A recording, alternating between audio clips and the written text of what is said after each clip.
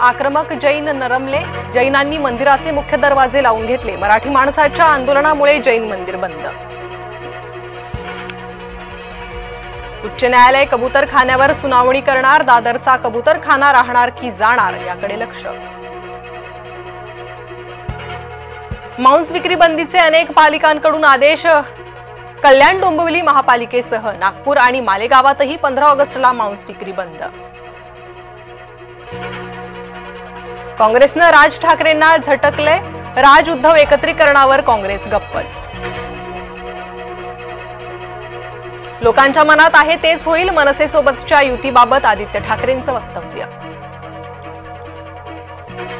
विजय वडेट्टीवार यांचा मात्र एकला चलो रेचा नारा, आगामी स्थानिक निवडणुका स्वबळावर लढू द्या, वडेट्टीवार यांचा नेतृत्वाकडे आग्रह। वर्दी अंगावर चढवली की परमेश्वर होतो काय, मुंबई उच्च न्यायालयानं पोलिसांना खडसावलं। देशभरात घरोघरी राष्ट्रध्वज उभारणीला सुरुवात, स्वातंत्र्य दिनासाठी राष्ट्रध्वज बनवण्याची लगबग सुरू।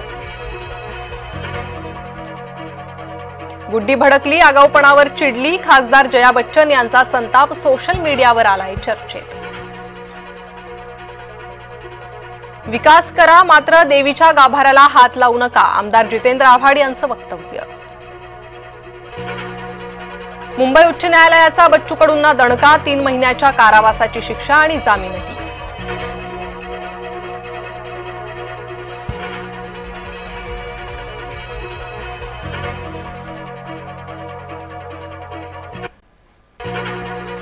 मुंबईत घर असूनही मुंडे सरकारी बंगल्यात, मुंडेंनी बंगला अडवल्यानं मंत्री भुजबळांना आसरा नाही।